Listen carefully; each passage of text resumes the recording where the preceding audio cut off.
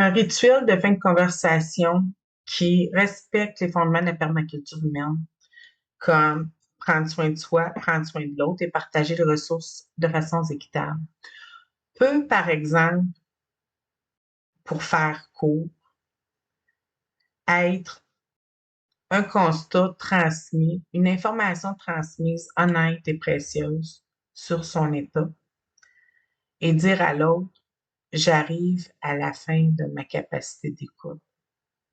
Je veux pas t'abandonner dans la discussion, mais moi, ma capacité d'écoute, j'arrive pas mal à la fin.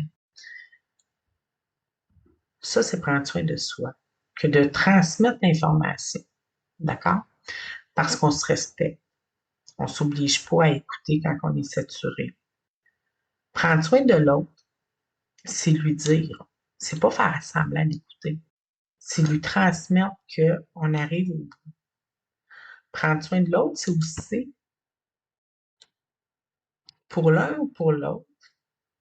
Ça peut être son interlocuteur qui nous dit, ça peut être soi qui l'apporte, mais dire, je pense qu'étant donné la situation, on devrait reporter ça.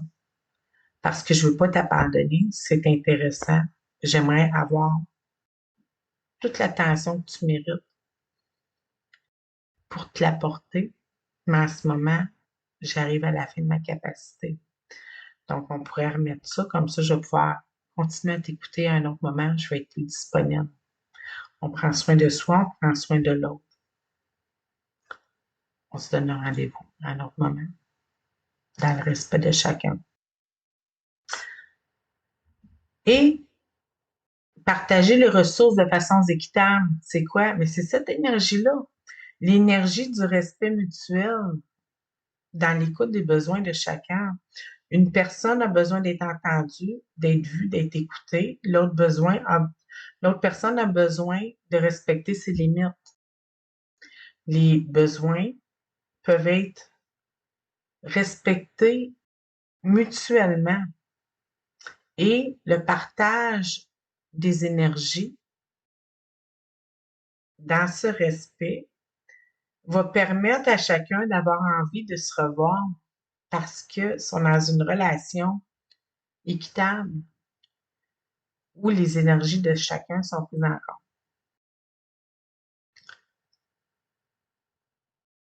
dans l'écoute mutuelle. Donc, c'est prendre soin de soi, prendre soin de l'autre et le partage des ressources de façon équitable, c'est-à-dire l'écoute dans ce cas-ci et le respect de chacun, des limites et du besoin d'être entendu. Un autre exemple peut être le partage d'énergie sollicité explicitement. Par exemple, on peut reconnaître qu'une personne a beaucoup d'énergie et lui demander explicitement son énergie. Lui dire, sans détour, vraiment, je te vois illuminé et j'ai tellement besoin de ça que je te propose de me la partager, d'être présent à tel événement parce que moi, ça va venir me booster, puis j'en ai tellement de besoin. Puis en échange, je vais t'amener de la clarté dans tes dossiers parce que je suis bonne là-dedans. Puis je pense que ça va être vraiment bénéfique qu'on échange nos énergies comme ça. Fait que toi, tu pourrais venir me transmettre ton surplus d'énergie parce que là, je vois que t'en as en surplus. Puis moi, ben, j'ai vraiment une facilité là où je sais que tu as de la difficulté dans tes dossiers là.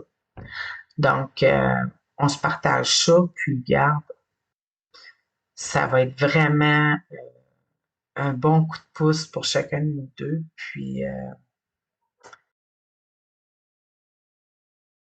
dans un cas comme ça, on prend soin de soi, on prend soin de l'autre et on partage de façon équitable les énergies. Il n'y a aucune raison de se gêner de le dire explicitement. C'est un échange de bons procédés. Et puis sinon, ça permet d'éclaircir le besoin de chacun pour pouvoir s'ajuster puis aller dans un but qui mène les deux dans la bonne direction.